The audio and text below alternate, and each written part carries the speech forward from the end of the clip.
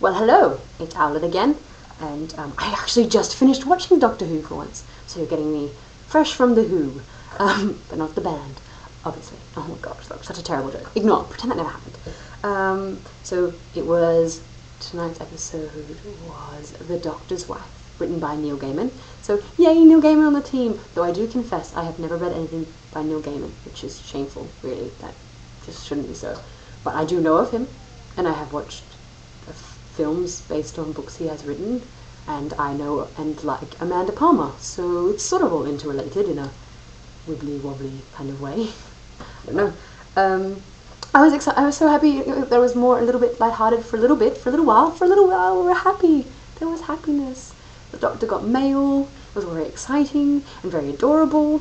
And but leaving the universe, is that even plausible, or should I just pass it off as some spacey wacy wibbly wobbly timey wimey dimensional stuff that doesn't actually need explanation and defies logic, which is essentially what Doctor Who is half the time. I shouldn't try and reason with it, should I? No, I didn't think so. Never mind. I liked the soap bubble explanation. It kind of made sense a little bit, maybe. Kind of. Yeah. Oh, it was so good to see an Ood again. Oods are awesome. I like Oods. They're probably one of my favourite aliens. They're so Oody, and Rory with his little tentacle hands. He said what we were all thinking, or rather, action, what we were all thinking, I guess. So that was fun. It was all cheery for a little bit, but it didn't last long because the ominous music came in, and you knew that that planet was so much worse than what you thought. And sure enough, souls have been stolen, TARDISes were eating, and then once again Rory died. But not once. Oh, no. Twice. And can I just say that graffiti on the wall was like the most terrifying and horrifying thing I have ever seen in Doctor Who. Like, oh my goodness, the whole Amy, kill, die, no, not needed in a kid's show. I think they took it too far. I really think they did. Just this time, I mean, do not want, really, not in Doctor Who. I mean, it was going to be heartbreaking enough knowing that the Doctor was going to lose the TARDIS, lose Idris. She was obviously going to die and go back to being a TARDIS, as much as we would love to have her around forever. So why throw in all the other heartache with Rory dying again, and Amy and Rory like being tortured? Why? Isn't one heartache enough for an episode? I know the Doctor has two hearts, but we don't need to break them both. Really. I mean, come on. It's not fair. We don't have two hearts. We as the viewers. Like, I'm so tired of Rory dying. It's not amusing. It's not funny. He's a brilliant and remarkable companion. And I'm starting to prefer him over Amy Pond because, really, she's not really pulling her part. She seems to sort of be almost like dead weight. She's just sort of standing around, not doing very much. I mean, clearly she's going to play a more vital role later on, but aren't we like 5 episodes into this series, and this series is only going to have 7 episodes? It's a bit worrisome. Like, where are we going with this? Moffat, help me out, please. Someone. I worry that she's sort of lost her Amy Pond whimsical, cheery jovialness. This whole season's still doom and gloom.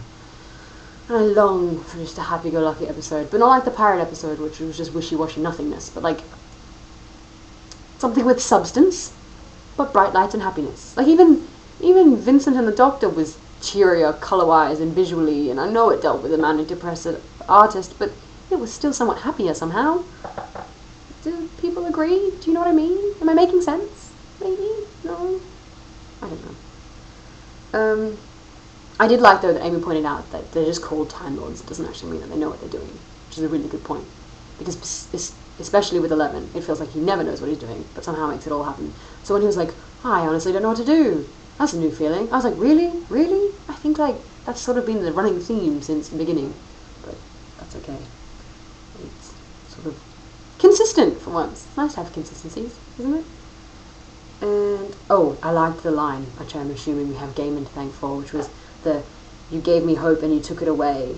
That's enough to make anyone dangerous. I thought that was really profound and just like, ooh, spine-tingling moment. Like, that's a very good point. Well, he didn't really do a lot.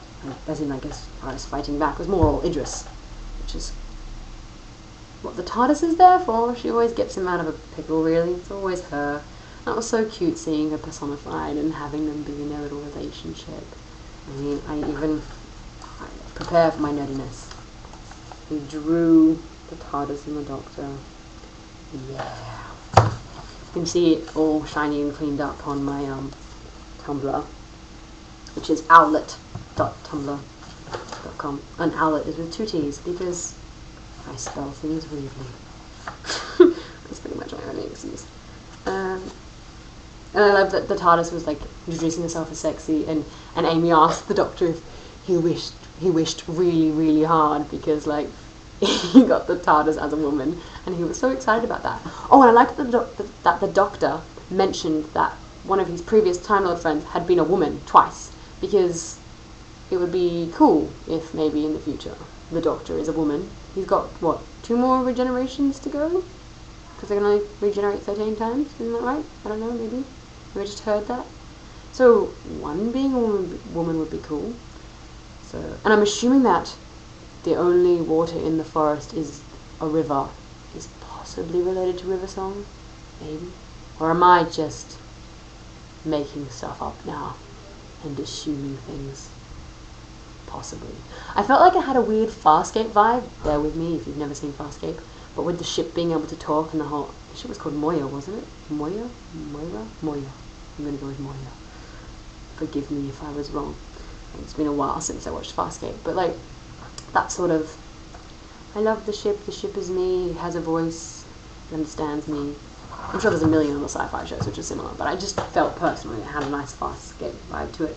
But then when she had to say goodbye, watching the Doctor's face drop, he looked like a 10-year-old boy who had just seen his puppy get hit by a car.